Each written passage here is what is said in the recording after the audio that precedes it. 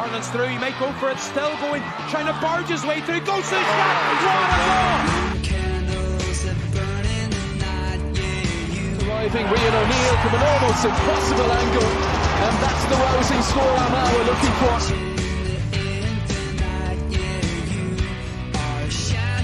Conor Turbin kicks this one in. Oh, that's absolutely superb.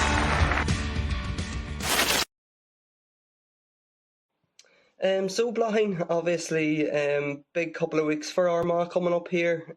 Two Ulster finals to look forward to. We were speaking before, both of them coming up. I'm sure the Mackin household is good crack at the minute. Yeah, we'll be all buzz. Obviously the boys are on first, so we'll get out and enjoy that. Hopefully they go well, and then it'll be us the week after. So yeah, everyone's just getting geared up. It's good that we're both sort of on the same level and we're getting ready for the same things. We're all in the same wavelength with it, and yeah, Mum and Dad obviously really excited, and the two older girls. Hopefully an exciting 2 weeks for us. Do you bounce off each other much, Blaithin, or give advice or criticism or whatever it is? Yeah. Sometimes it might be unwanted advice, but you have to take it anyways, nonetheless. We do, to be fair. Obviously, the way our house is, it's all football talk. You get home from the boys' match there, and you put it back on the TV, and you watch it again, and it's the same with our matches. Once we get home from them, Dad's sitting watching them whenever we get home, and Dad's probably giving us all the tips of the day and telling us what we did wrong more than what we done right. We do bounce off each other, and as you say, obviously we're at the same stage of the championships at the minute now. So even just with recovery stuff and all, we're really lucky. Obviously, Carrickdale are one of our main sponsors, but they do a bit with the boys as well. So yeah, we'd be going up there to the leisure centre and using the pool and that together. So yeah, we're lucky in that sense. We do a lot of that sort of stuff together as well. So yeah, all football talk anyways. That's just probably the way it's always been. Blaithin is maybe more exciting the last couple of years because both counties are doing so well, but I'm sure your house is just always football talk. If there's anything else discussed, you wouldn't take part in it nearly. Yeah, exactly. Dad sort of heads it all, and he might have the sweets out on the table and lining out a match and giving us his tactics or his rundown of events. So yeah, that's it. It's just normal for us at the minute now, and probably from a young age, it was always football talk. Mum might be in the other living room, not one to listen to us, but the rest of us are sitting there talking all football. Sometimes you need to get a break with it too, but yeah. No, it's healthy amount in the house. And how's your own situation, Blaithin? Obviously, you've missed all year with an injury, so how's rehab and how's everything going at the minute? Yeah, no, it's going really well so far. Obviously, edging closer to hopefully that return to play date. At the minute, just taking it week by week, see how the knee reacts to everything that it's sort of being exposed to now. Running has been really good and stuff like that, back running or whatever. Just trying to obviously go through the stages and tick off all the boxes before you move to the next stage. I've been really lucky. It's all went pretty smoothly. Since obviously sitting on the sidelines isn't fun, but it was an enjoyable league to watch, so I can't complain that way either. Obviously as a player you don't want to be spending too much time on the sideline, so hopefully be back soon. No exact date, obviously, just sort of at this point of the rehab, nearing sort of at the better side of it now. It is just sort of week by week and taking it from there. I suppose tell us a bit about your injury, Blaithin, because I know it was a collision with the Donegal goalkeeper, I think, in a challenge game, and it's probably just one of them things that it has happened a couple of times with you and you get up and play on, but just whatever angle or whatever else it hit you, that done the damage. Yeah, suppose probably, more the angle that it came at or whatever, and the angle of my own body didn't help with how then it panned out. So, just an MCL injury, which obviously then required an operation, and pretty painful at the time and sort of hard to get through that. Obviously, I've never really had any significant injuries or needed an operation or anything before, so you're sort of working through that, but I say, obviously in our house, the rest of them sort of have had injuries, especially Amy there, and the boys have had other operations in their own right. And they sort of help you with that there as well, and knowing what to do and recovery and rehab, and sort of it's not all that new, even though it was my first big sort of injury. It's not all that new because you had them around you sort of telling you exactly how theirs went, or you're able to sort of just take the good out of what came of theirs as well. So it was a MCL injury at the end of December, and obviously operation end of January, and just sort of been building it back up since. And you had mentioned sitting on the sidelines. It was a tough league campaign to miss out on, I'm sure, having, creating history and getting that Division 1 title for the first time ever. Yeah, obviously tough in some ways, but still the same amount of joy I had whenever they won in Croke Park that day. So tough because you want to be part of it in a playing capacity, but I feel like I sort of was still a part of it in the whole league run-up. I was still heavily involved and, played whatever role I could, even if it was just sort of chatting with the girls and keeping them maybe going and training or doing my best in that sort of side of it, because obviously the playing role was completely ruled out, and I knew I'd missed the whole league sort of as soon as it happened, or a couple of days after it happened anyways. So yeah, my head was well wrapped around that, but yeah, it was hard in some ways because we done so well, but then easier in other ways because if we weren't doing so well, I think that would be really difficult, and you'd be saying oh, could I have helped, or could I have done something, even though you mightn't have been able to, but that would be sort of in your mind, whereas I didn't have that. The girls were going so well and they're a joy to watch, which helped a lot, and obviously just making history then at the end of it all. Would have been lovely to be playing in Croke Park and get another game, but yeah, I was just still so delighted, and for Armagh in general and the girls especially, I was as happy as everybody else, even though I wasn't playing on the day.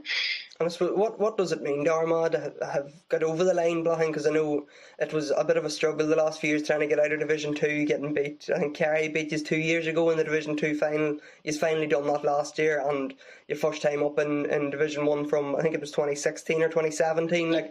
This team's been on the go a long time, so to finally get over that hurdle, I'm sure it's massive for the team. Yeah, it is. It's huge. Even another game in Croke Park as well is massive for experience for girls. Obviously in the ladies' game at the minute, there is only a handful of games that get played there. So the bigger ones, you obviously want to get a bit of experience there, so it's not new to the girls either. And obviously having that last year, I think definitely helped going into this year. But the Division 1 league obviously was the sort of first competition that we set out to win, and at the start of the year you probably realistically are just looking stay up. We're happy to stay up after just getting promoted, and then sort of halfway through the league you're saying, right, we can actually make a go at winning this year, and then obviously that's when we set our sights on winning it and going the full way.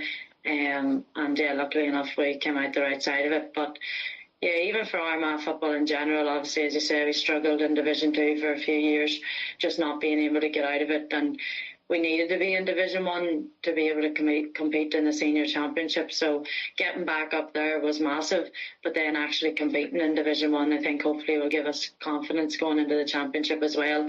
Now looking back, you're probably glad that we did do so well, because now girls have that sort of confidence built up, and they know now when we go out against the senior championship teams, obviously Donegal first, that we can put it up to the best in the country at the minute. So yeah, it's really good for the championship now.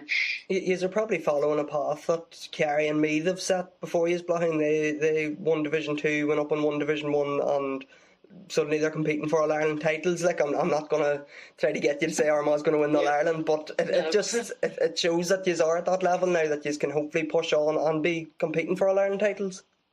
Yeah, that's it. And like you said, Meath done it. I think Meath maybe won Division 2 the same year they won the first All-Ireland. So yeah, it's not out of reach, obviously, and it gives you the girls, especially maybe younger girls who have only come in or only in the past few years, and we have only got to that quarter-final stage.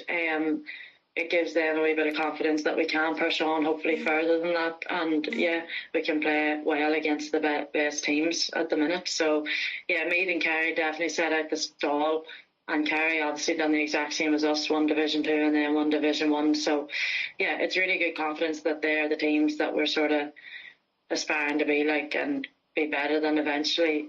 So, yeah, it's good. And obviously an Ulster final coming up now, Blaithin against Donegal. You have built up quite the rivalry with Donegal. I think this is the 4th year in a row now you are playing them in the final, and you have won 2, and they're obviously the reigning champions at the minute. Yeah. Yeah, no, it's massive. Obviously, that's the first game of the championship, and obviously it's the next Ulster Championship is our next competition that we're in. So, yeah, Donegal and ourselves have obviously had a good few battles over the past few years.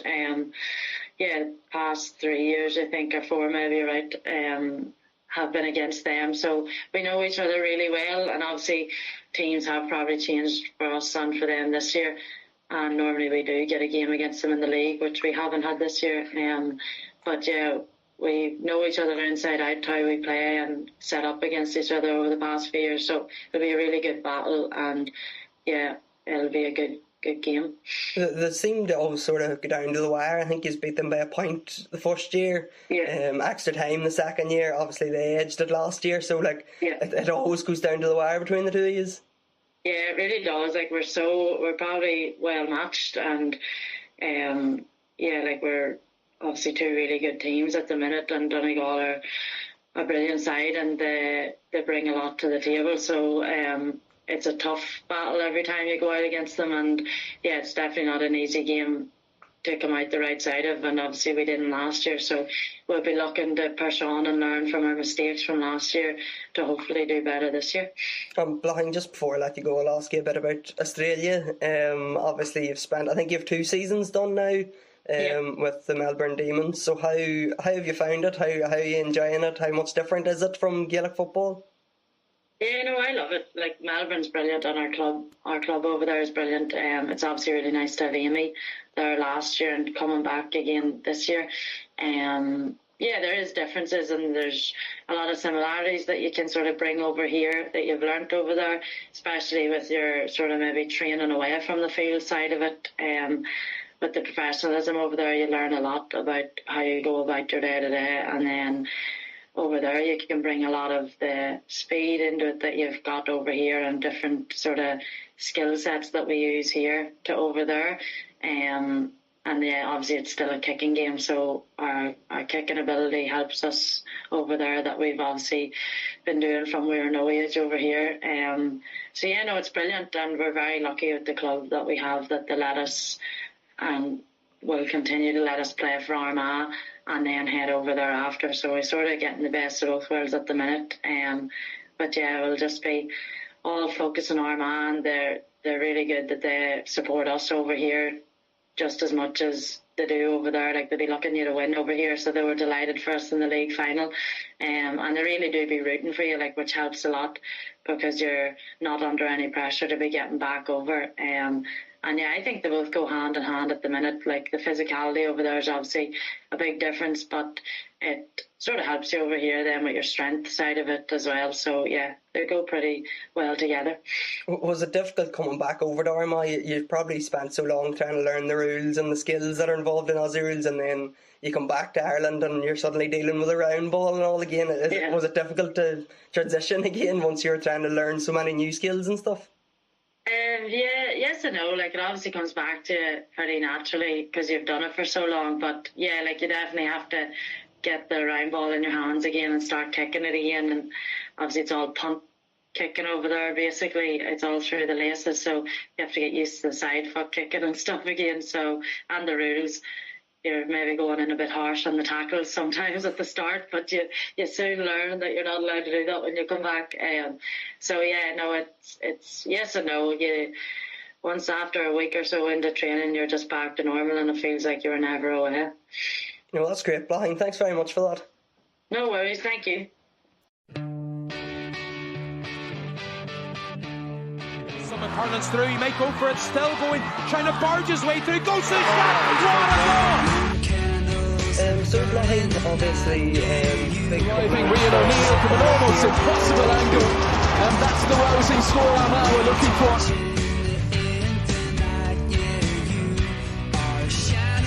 Conor Turbin kicks this one in. Oh, that's absolutely superb.